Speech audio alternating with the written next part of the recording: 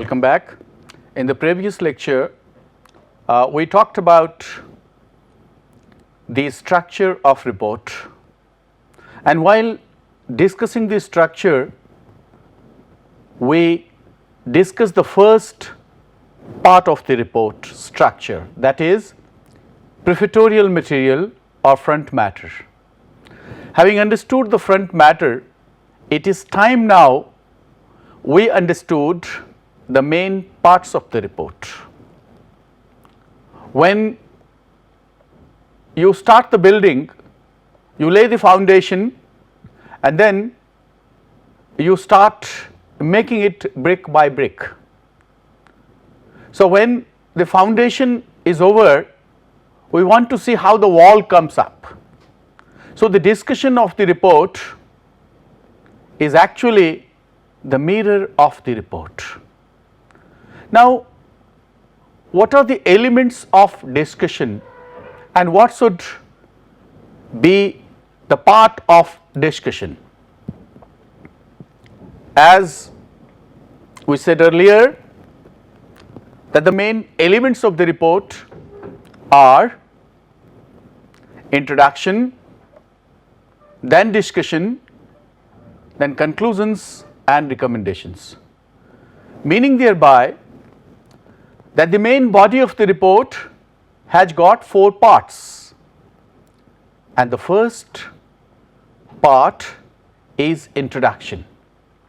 Suppose you are going to write a report on a particular topic, on a particular subject, your readers would like to know what the problem is about, because the front part of the report is nothing but the structure. The real report begins with the main body and with the introduction. So, in introduction there are certain parts which have to be taken into consideration.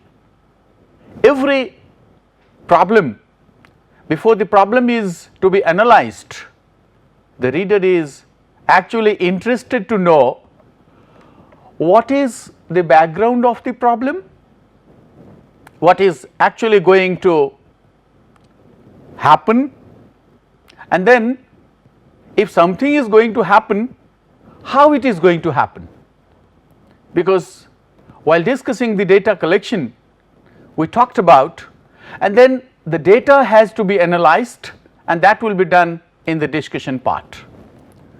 Now, the introductory part of a report or the main body of the report has certain items which actually require proper understanding.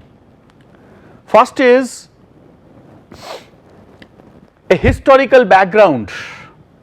You need to understand the historical background of the problem, and through this statement of authorization, as we have been saying, that while you go through the terms of reference, the problem is mentioned in the terms of reference, and in the light of the terms of reference and in the light of the authorization, you actually start your report.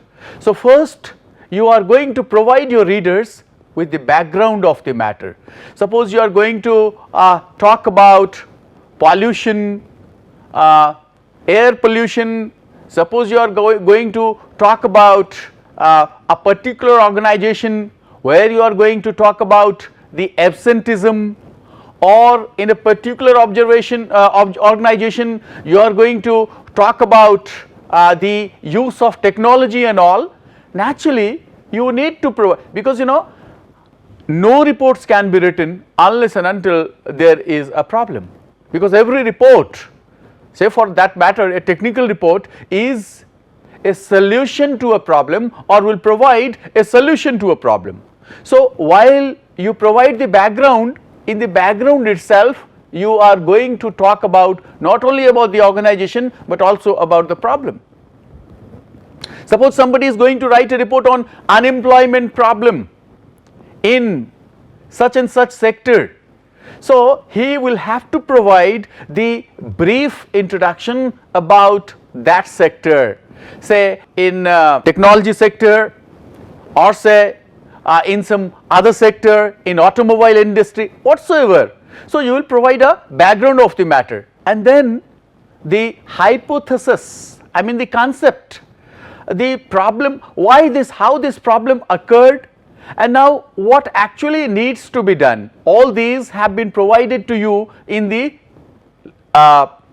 terms of reference by the person who has assigned you the task of writing the report. Then you also need to mention the scope of the problem. Suppose you are talking about a problem, you also need to talk about how it is going to affect the people of that locality, the employees of that organization, or a particular community, because you are going to talk about a problem in a particular organization or in a community. Naturally, you also need to talk about the scope. Moreover, remember, since you are going to give a solution to the problem in the report, and while you are collecting the data, do you think that the data that you have collected and the report that you have prepared can be applied to everyone, or does it have certain limitations? So, while you are collecting the data, maybe you came across certain hindrances or challenges or whatsoever. So, in introduction itself, in the introduction of the report itself, you are going to talk about not only the methodology of the data, but then you will also, I mean whatever way you had the method of data collection or the way you collected the data, but in every method there is some amount of limitation.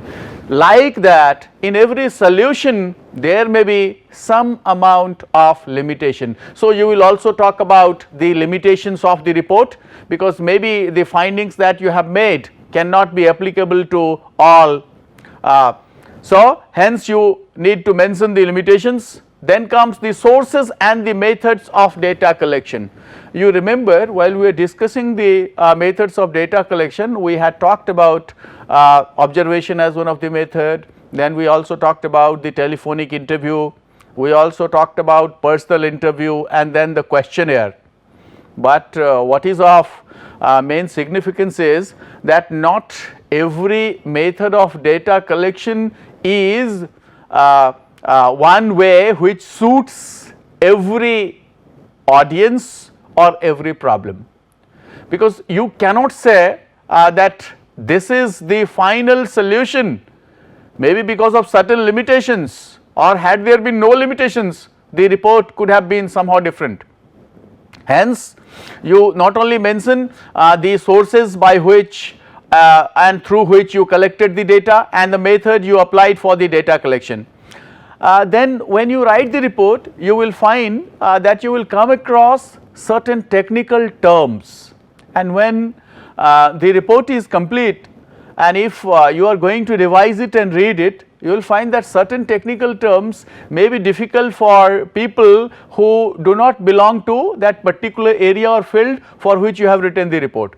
But then, since your report can be read by anyone and everyone, wisdom says that you should provide the definition of certain terms, because the person who is going to take an action, or the boss who ultimately understands the solution that you have provided, may not be a person having the experience in the area in which you have written the report.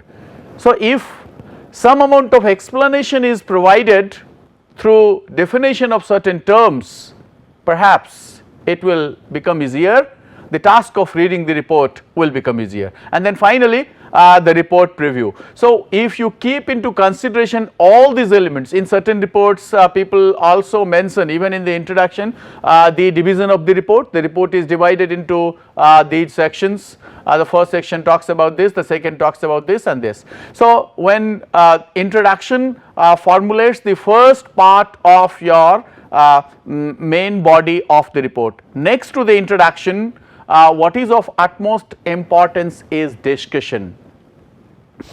Now, if introduction paves the way to the reading of the report, it is actually the discussion where the entire drama takes place. Meaning is, the entire data which you have collected, now there is an analysis of the data.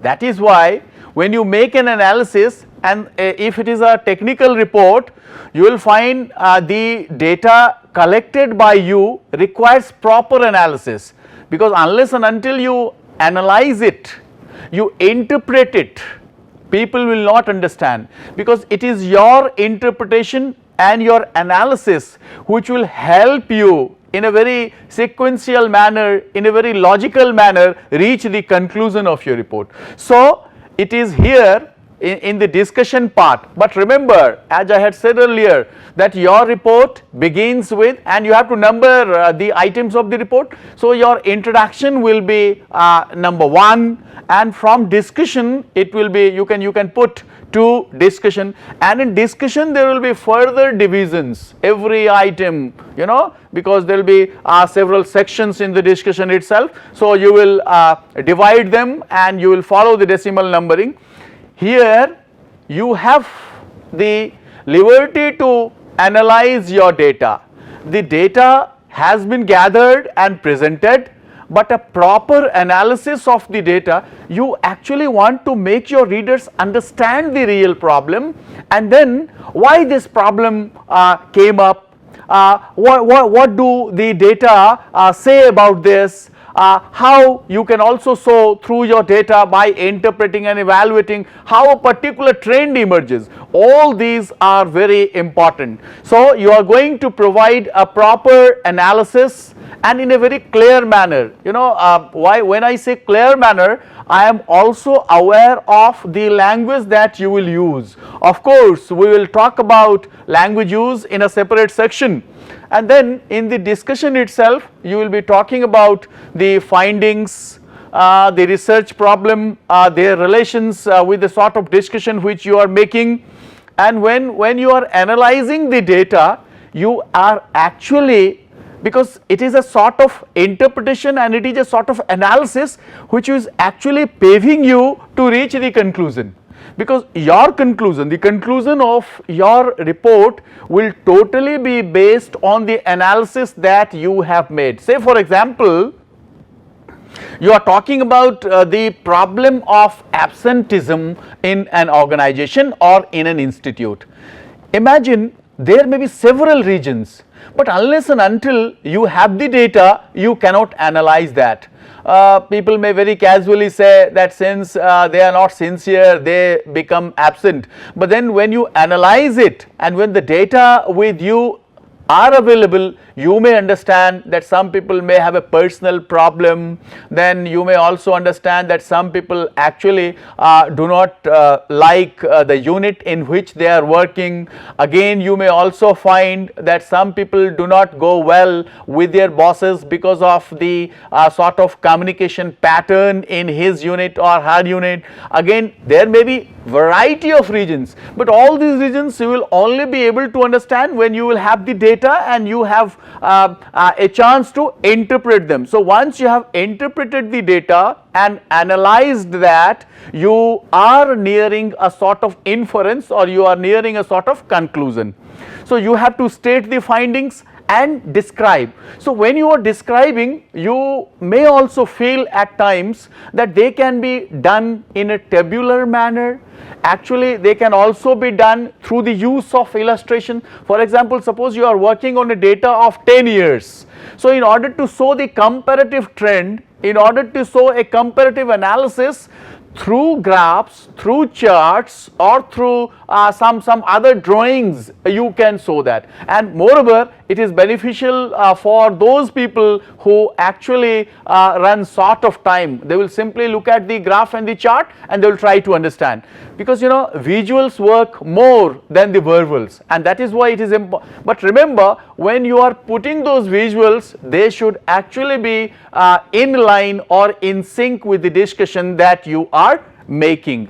Now, the way you are interpreting and analyzing your data, of course, in informative report, this is not that possible, but when it is an analytical report or a report which actually requires a lot of interpretation, then you not only raise questions but you also answer. But how do you answer? You answer with the help of the data available.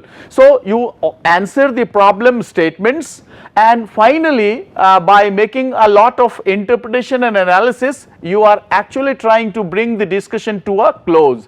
So but before you bring it to a close, you actually see that it is not something that is imagined or not something that has come out of a proposition, rather it is actually based on a logic or based on a fact.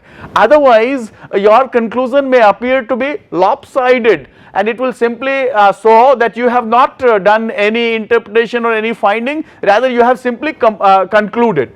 But when you conclude, please see, draw the logical inferences and judgments based on the analysis. It is here some people simply understand that they have to write the conclusion, but the conclusion that they feel, no, the conclusion should be totally based on the analysis which has been made.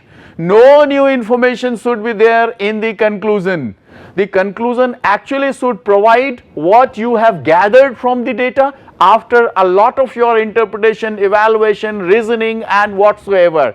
And when you are doing all these and when you have reached the conclusion, now you have one thing to take into consideration, as is how to write the conclusion.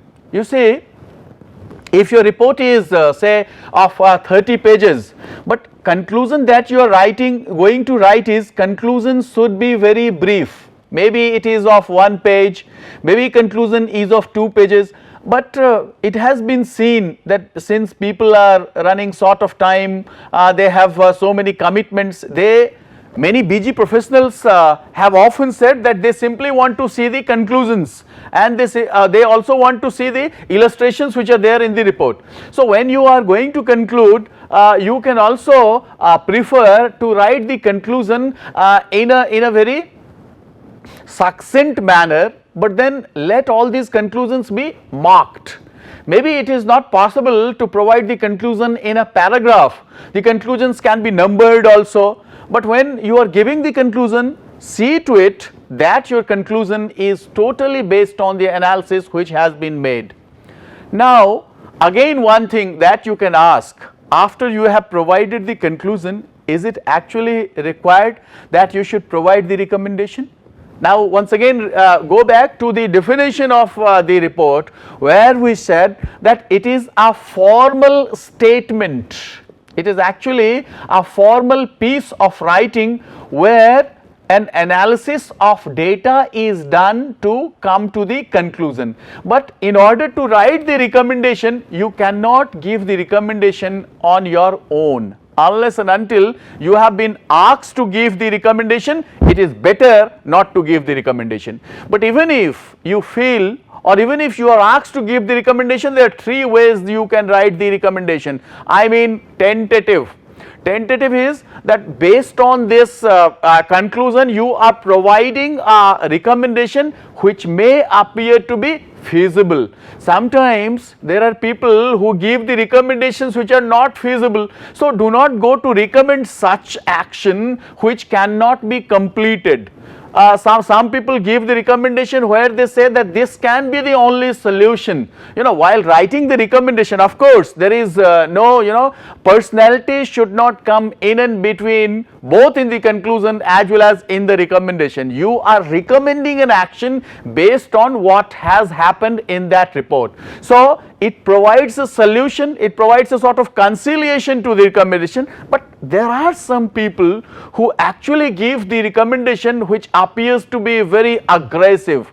Maybe they can when they suggest an action, they say that it is very important, it is actually without this it cannot be done. So you are, of course, you have the liberty to give the recommendation, but see to it that when you recommend, your recommendation should have some amount of feasibility, because based on your recommendation some action will be taken, and if you simply jump to the conclusion and to the recommendation which is an invention of your own, naturally the report as a communication will fail. So while recommending an action, please see that you maintain a sort of equilibrium where you are providing the truth, but you are recommending action that are feasible also. Now, having done the main body of the report, what is of importance is to understand that a report does not have only the front matter and the main body, but a report also has back matter. Now the question is, what exactly should come in the back matter and what are the various items that should formulate back matter? When you are writing the report, you will find, because when you write the report, you write in a way where you want to provide all sorts of analysis, all sorts of interpretation and evaluation and all, but there are certain points which you may feel that can block the flow of the reader's thoughts. Say for example, you have collected the data and you have collected the data with the help either of a questionnaire or a personal interview, and so when you are discussing and if you provide the interview sheet or the questionnaire in the midst of the discussion, that will appear to be very cumbersome. So while deciding which matters should go to the back matter, because there are certain pieces of information which are of course important, but not as important that they should be put in the discussion.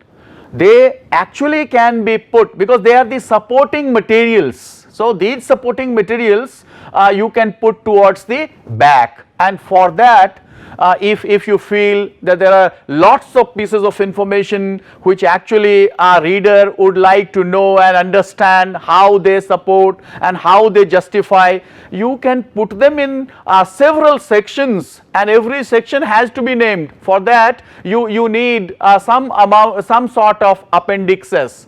If pieces of such information are longer and their numbers are so many, you can divide them into Appendix A, Appendix B and Appendix C. It is only the very sincere and say very interested readers who would like to know how the report writer has come to such a solution, and later on they will consult the back matter where all these pieces, interview sheets, then these graphs, the charts, the questionnaire, all these things can be put in the back matter. Next comes the list of references. Now whenever you write a report, your report is based on the data, but then in order to prove your point, you also take the help of some other observations by some other experts in that area, and as I have said earlier, while you are culling out the information and while you are making notes, if you were going to quote from somebody else, you had to put that into quotes. But now here is one place in the list of references. If you feel that your references or your supporting materials justify what you are saying, you can actually put that either in the bibliography or in the list of references. We also have to understand the difference between the two, and then we have a glossary and then index also. Now the first thing that is of utmost importance is to understand how to document your report. Now when you document your report, what do you do is you actually provide the list of books, list of say papers, list of journals from which you gathered information, pieces of information. For that you document your report. Your report or your conclusions and recommendations may not be understood true unless and until they have some justification, and for that you should you should provide a bibliography as well as a list of references. You need to understand the difference between the two. What actually is a bibliography? Bibliography is actually the list of books that you have consulted. they are not data as such, but then they are secondary data, and these secondary data requires to be put in the bibliography section. When you are in the bibliography section, the books that you have listed there, maybe you have not quoted from all the books, but as a reader, even if it is I or even if it is you would like to know, because if your interest is sustained throughout, you would like to have some further information also. So when you are going to mention the names of the books in the bibliography section, it will actually help other researchers, other readers, other people interested in that sphere. So there has to be a proper entry, and that has to be followed by a proper formatting and style. Bibliography is provided in the alphabetical manner, whereas if you find that the quotes or the references are very less, then the references can be used as footnotes. I mean, if you are putting something on one page, and if the number is less, you can put that in the footnote on the same page. But if you feel that there are so many, then you can number it towards the end of the report, either in the works cited or in the bibliography or list of references. The basic difference between list of references and bibliography is that while the list of references are very particular, I mean, if you have quoted something, it is mandatory that you make a mention of that, whereas in bibliography it is a complete list where you feel that this can be used for further reading. A bibliography lists both textual references and other works which you might have come across and which you feel that as a reader other people also would like to be interested.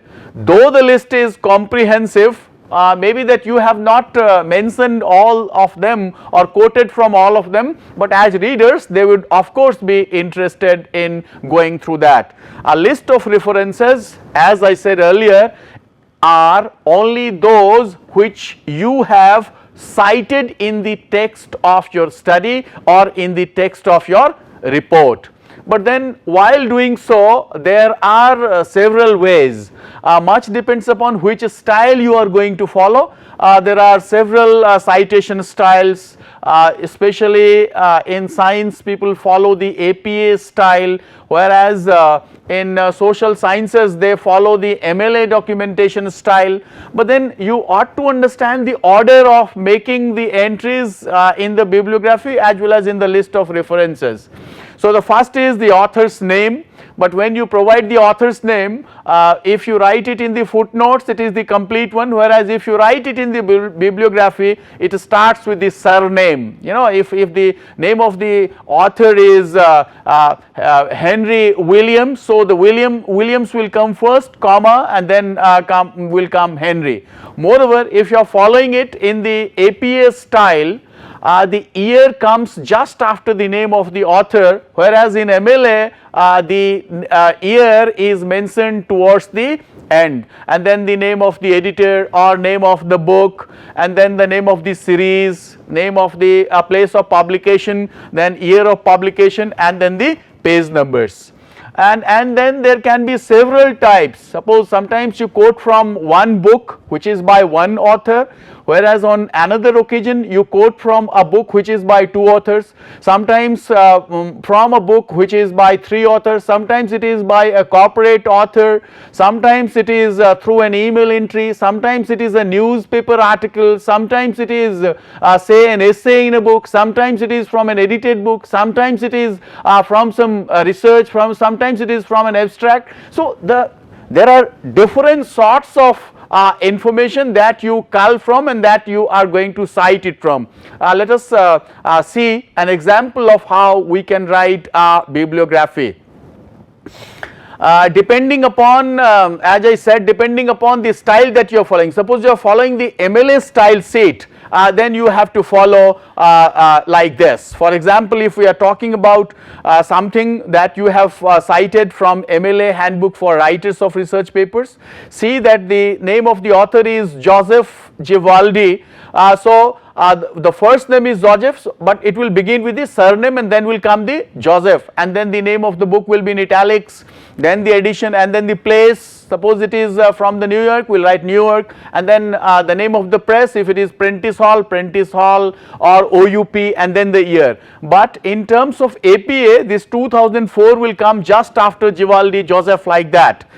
If it is an article from the newspaper, naturally we will write the name of the contributor or the author, and then we will write the title of the article, and then we will also write the name of the journal or the name of the newspaper. Sometimes people write that as italics, sometimes they underline it, depending upon the practice, whatever is feasible and whatever is practicable in your organization, you are to follow that. Next is glossary. It is actually, a glossary provides you a list of all the technical terms, but then this also is provided in an alphabetical manner. Say if I am interested in one particular word, naturally I will go to the glossary, and if there are but see, if the number is less, it is not feasible to provide a glossary. If the number is more than 10, 20 or say 100, it is actually mandatory to provide a glossary.